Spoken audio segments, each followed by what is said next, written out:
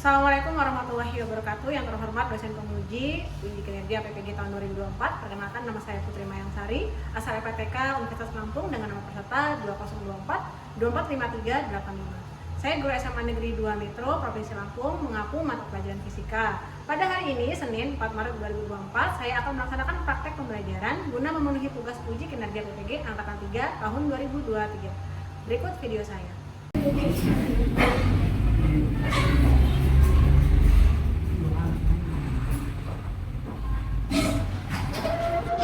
Halo, semua siap? Iya. Kabar hari ini? Alhamdulillah sehat ya.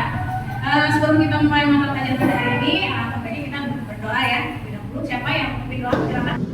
Memulaikan pada dari akan kita sebenarnya sendiri dalam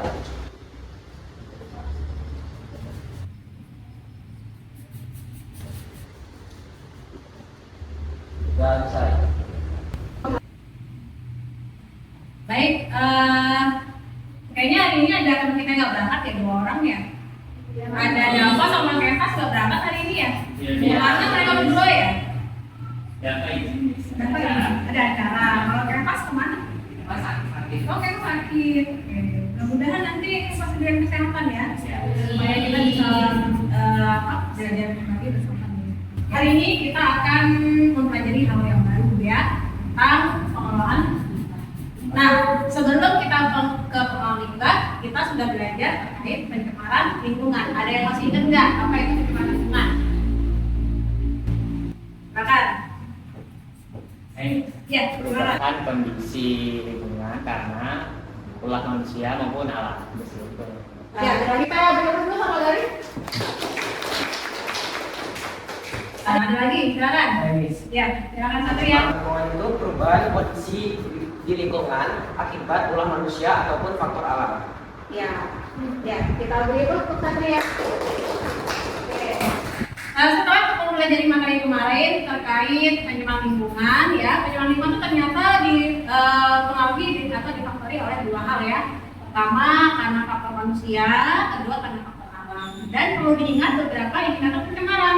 Ayo, Mas ada ingat nggak tentang indikator pencemarannya ada apa aja? Kok bisa lingkungan itu bisa disebut tercemar? Nah, berarti kan ada yang bisa kalian lihat kan dari lingkungan tersebut, kira-kira ada indikatornya, apa itu indikatornya? Iya. Aku itu ada ciri fisik, Ya. kayak warna. Terus kalau air itu kayak pH-nya. Apa lagi ya? Kan bau ya, bau. Iya. Bau. Bau? Ada. Oke.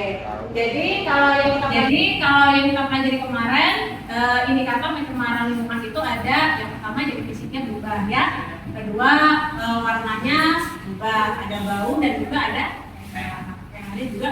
Oke. Nah, pada kesempatan kali ini kita akan mempelajari tentang pengelolaan limbah. Nah, oke. Sebelumnya saya akan sampaikan dulu terkait tujuan pembelajaran kita ya.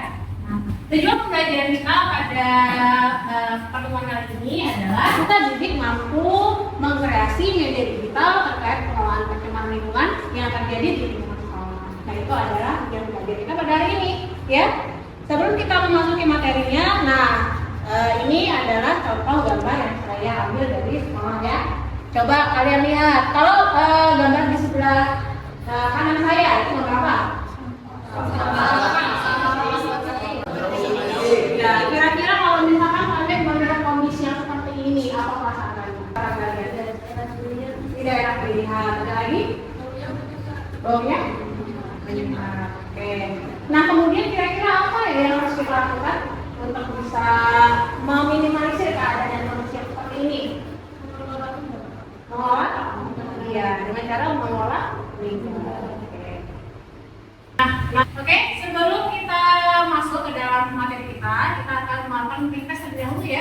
persiapkan peralatannya atau handphonenya.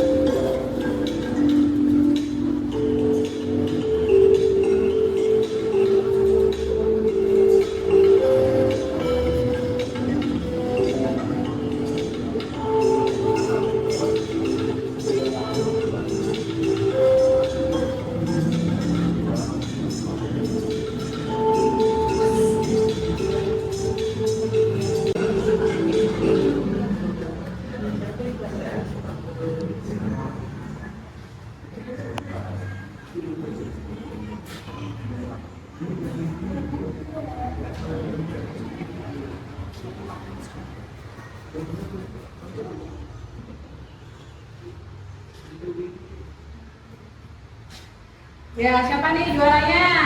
Nah, juara 3 Usman, juara 2 Wiwi, peringkat pertama dari ya. Oke, baik. Oke, baik. Sekarang kita akan lanjut pada seri selanjutnya ya. Nah, di sini kita akan bekerja sebagai tim dan kelompok. Nah, Kita akan bergabung dengan kelompoknya seperti yang sudah kita susun kemarin ya. Kelompoknya silakan berkumpul dengan kelompoknya masing-masing.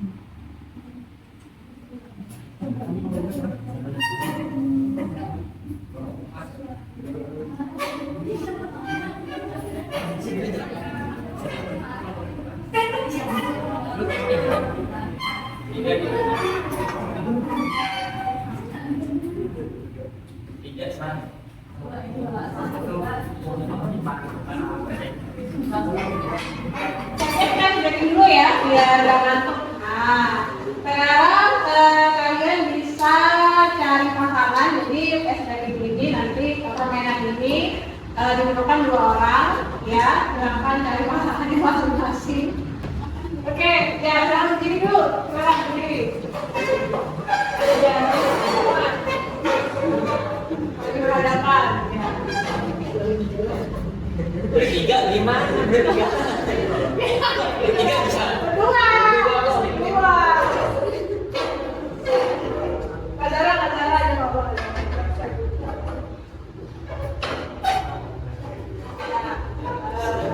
Di sini. Oke, saling berhadapan. Oke, saling berhadapan. Ini gimana? Coba. Resna sana. Berhadapan ini. Ini. Berhadapan ini.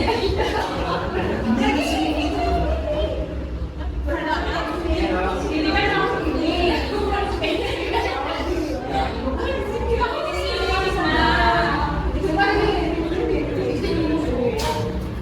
Oke, yuk.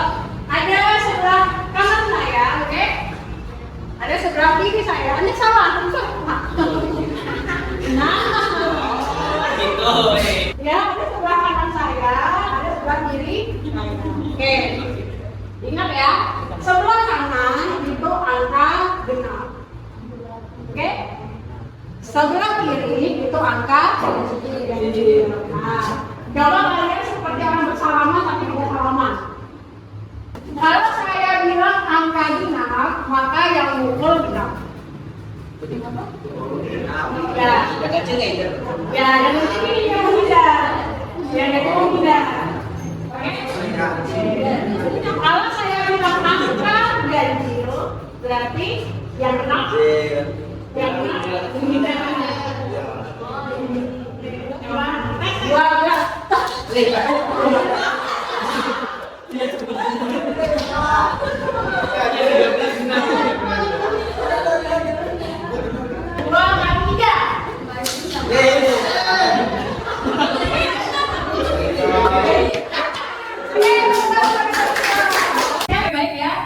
Silakan untuk masukkan di arah PD yang ada di depan.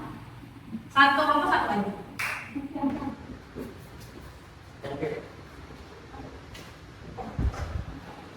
Silakan di-scan.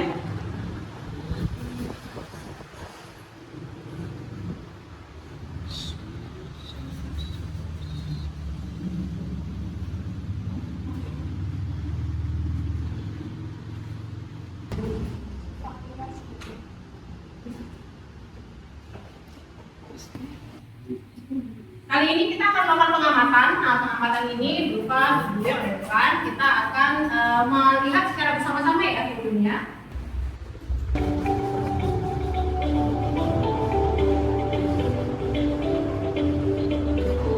Dari video yang sudah ditampilkan tadi, nah kira-kira apa yang bisa kalian temukan dalam video tersebut? Silakan. Miss. Ya, Krisna, silakan. Satria, silakan. Jadi di video tersebut itu menjelaskan bagaimana cara mengelola sampah plastik untuk menjadi sebuah paving block untuk mengurangi pencemaran lingkungan. Oke, terima kasih Satria atas pendapatnya. Kita berikan tepuk tangan. Oke, baik. Kalian itu akan mengidentifikasi pengamatan yang sudah kalian lakukan tadi ya. Nah, di LKPD itu ada isian kotak-kotak yang bisa kalian isikan. Nah, silakan diisi pada pertanyaan yang pertama ya. Berdasarkan pengamatanmu, apakah yang dibahas pada video tersebut? Silakan untuk didiskusikan secara bersama. Apakah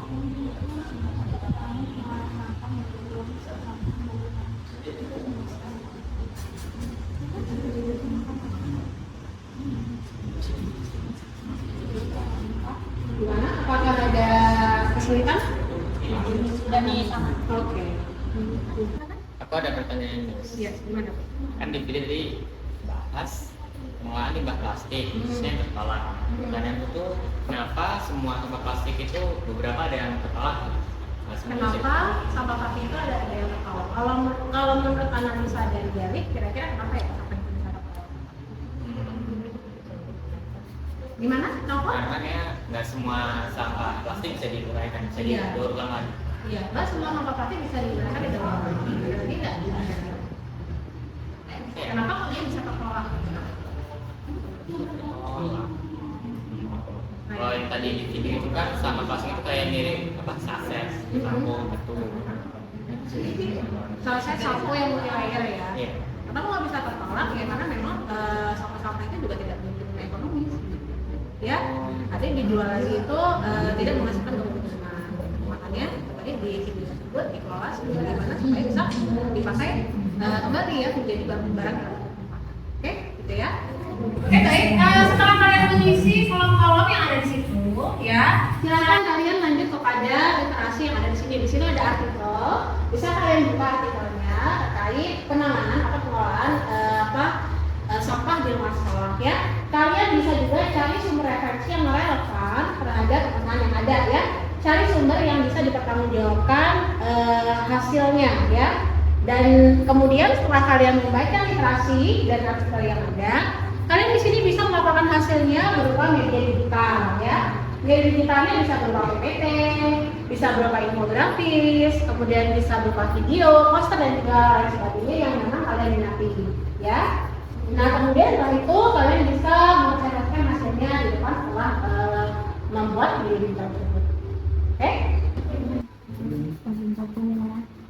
Ini aku lagi nih mana? Ini di bawah.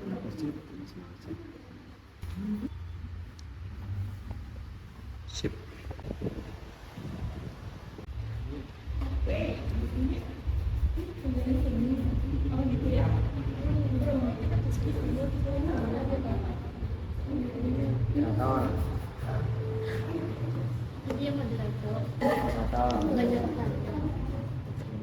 Makanan semua. Yang anu lo nulis pertanyaannya.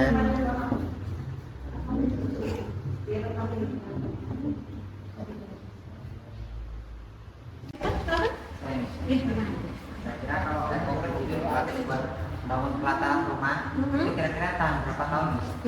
Jadi kalian ini ya, apa namanya solusi pakai ekobrik? Oh iya, ekobrik itu kalau pemahaman kalian apa terkait apa? Dari botol, botol plastik. Dari apa sampah kalau tertolak jadikan rajinan. Nah kalau misalkan ekobrik itu kalau dalam pelataran rumah dia biasanya digunakan sebagai apa? Biasa. Sebagai alat lantai. Bagaimana Pak? Oh, jadi pijakan. Ya, pijakan. Oh, jadi pijakan. Kalau menurut kalian dengan kapasitas botol yang dimasukkan ke botol yang dimasukkan beberapa plastik-plastik, kira-kira dia bisa bertahan lama atau enggak?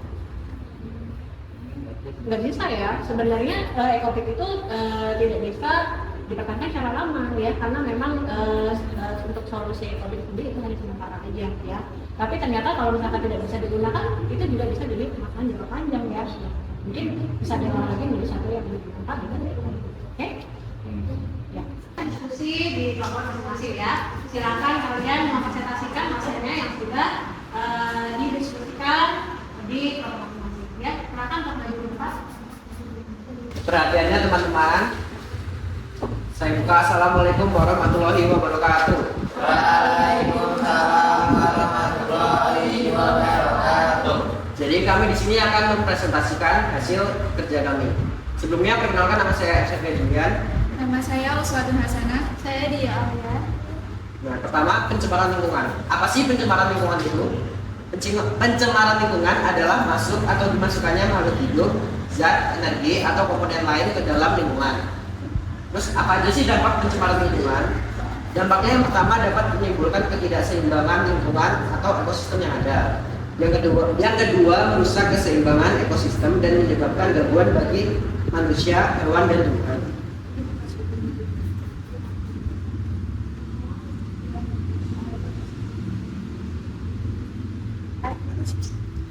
Jadi upaya untuk mengatasinya yaitu tas merupakan salah satu benda yang memiliki banyak manfaat. Di antara banyaknya bahan baku tas yang digunakan, bungkus plastik saset dapat menjadi salah satunya. Selain penuh manfaat, tas ini juga dapat mengurangi jumlah limbah plastik di sekitar kita. Cara membuat tas dari plastik saset pun tak sesulit yang dibayangkan. Bahkan kita dapat mengerjakannya seorang diri atau bersama dengan banyak orang. Alat dan bahan, yang pertama itu alatnya ada yang pertama gunting, yang kedua pembaris, yang ketiga itu jarum dan benang. Bahannya yaitu plastik saset, kain furing, dan resleting. Nah, langkah-langkahnya yang pertama, siapkan bungkus kopi instan merek apa saja dan bersihkan sisa bubuk kopi dengan air lalu dikeringkan atau dijemur atau bisa dilap dengan kain. Yang kedua, gunting bagian bawah bungkus kopi. Setelah itu, gunting bungkus kopi membentuk dua sama rata sehingga terbentuk dua bagian. Lalu lipat bungkus 1 cm ke dalam di ujung tas dan bawahnya. Total lebar lipatan sebesar 2 cm. Kemudian yang kelima yaitu anyam bungkus kopi yang sudah disediakan sehingga berbentuk baling-baling. Jika kamu menyiapkan 100 bungkus untuk tas ukuran kecil, nantinya akan menjadi 200 lipatan bungkus kopi. Bagian dalam atau luar bungkus kopi dapat digunakan sesuai dengan selera masing-masing. Yang keenam, jika kerangka tas anyaman sudah jadi, saatnya dirapikan dengan menjahit bagian atas tasnya supaya anyaman tidak mudah lepas. Lalu yang ketujuh, tambahkan kain furing atau kain polos ke dalam tas dan tidak terlalu tipis. Yang terakhir, tambahkan resleting untuk pengait tas yang sudah siap untuk dipakai. Nah, jadi teman-teman, ini ada foto dari produk yang kita. Ada yang ingin ditanyakan? Kelompok yang lain untuk mengajukan pertanyaan kepada Bapak. Izin bertanya, Satria. Ya. Perkenalkan, saya Nova dari kelompok 3. Izin bertanya, apa sih yang menimbulkan ketidakseimbangan lingkungan atau ekosistem yang ada? Contohnya bagaimana? Baik, izin jawab. Nah, jadi maksudnya ketidakseimbangan ekosistem itu, misalnya ada limbah yang masuk ke dalam sungai. Nah, itu jadi ikan-ikan yang dalam sungai itu jadi berkurang. Nah, jadi tanaman-tanaman di sungai itu bertambah. Jadi ekosistemnya tidak seimbang. Oke, tadi Nova menanyakan gimana sih kalau disebut dengan ekosistem yang tidak seimbang ya? Hewan-hewannya mungkin ikan-ikan kecil, ada kodok, ada ular dan segala macam gitu kan ya. Ketika nanti dimasukkan zat pencemar, maka nanti ekosistem yang ada di dalam itu rantai makanannya mungkin ada yang hilang di situ ya. Mesti ikan kecil bisa mati, kemudian juga nanti kalau ikan kecil bisa mati, makannya kayak kodok segala macam itu jadi nggak punya makanan gitu kan ya untuk bisa dikonsumsi. Jadi keseimbangannya jadinya terganggu. Kemudian juga kalau zat pencemar juga, kalau misalkan di sungai itu ada plastik dan segala macam, ikan yang sudah terkontaminasi oleh mikroplastik dimakan sama manusia itu juga akan membahayakan kesehatan buat manusia juga, gitu ya. Baik, kami akhiri. Wassalamualaikum warahmatullahi wabarakatuh. Waalaikumsalam warahmatullahi wabarakatuh. Tadi semua kelompok sudah mempresentasikan hasilnya terkait pengelolaan limbah yang bisa kita lakukan di sekitar sekolah ya. Nah, ini masalahnya di sekitar sekolah. Nah, dari pembelajaran yang sudah kalian dapatkan pada hari ini, adakah yang mampu untuk memberikan kesimpulan dari pembelajaran yang kita lakukan? Silakan. Kesimpulan. Ya, silakan Satria. Jadi kesimpulannya tuh, setelah pembelajaran ini kita jadi tahu bagaimana cara-cara mengolah limbah yang ada di lingkungan kita agar lingkungan kita tidak tercemar lagi. Ya, gimana Satria? Kalau kita ya. Ya, terkait pembelajaran kemarin kita pada hari ini, kira-kira manfaat apa yang bisa kita rasakan atau manfaat apa yang bisa kita lakukan nanti ya ke depannya ya, yang bisa kalian rasakan untuk pengelolaan limbah yang ada di sekitar sekolah. Kira-kira manfaatnya apa aja? Silakan. Ya. Manfaatnya kita jadi bisa tahu cara mengolah limbah dengan baik. Udah. Ya, kita pegang untuk kita. Oke, kesimpulannya kita tentunya bisa mengetahui cara-cara apa yang bisa kita lakukan untuk mengelola sampah yang ada di sekolah kita ya. Kemudian manfaatnya juga lumayan banyak. Selain juga kalian bisa memanfaatkan ilmu ini untuk di sekolah, kalian juga bisa menerapkan ini di rumah ya. Dan juga untuk masyarakat. Nah baik, selain kita akan adakan kontes, siapkan HP-nya untuk kontes.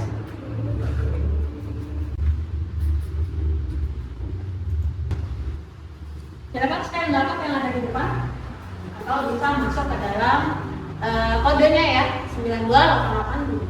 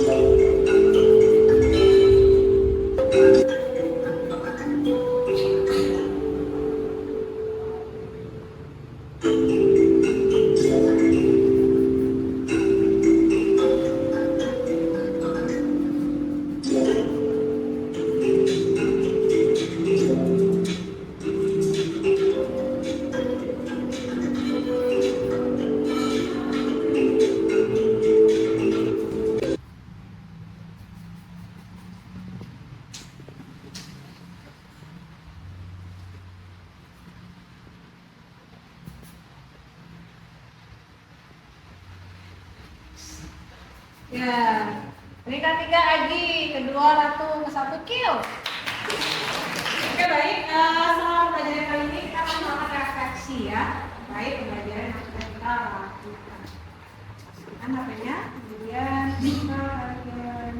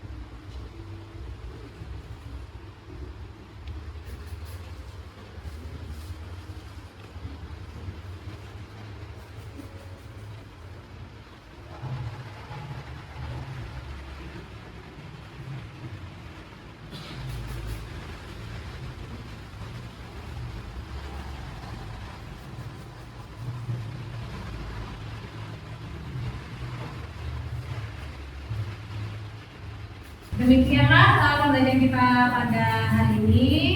Kita akan bertemu lagi di minggu depan. Jadi wassalamualaikum warahmatullahi wabarakatuh. Waalaikumsalam warahmatullahi wabarakatuh.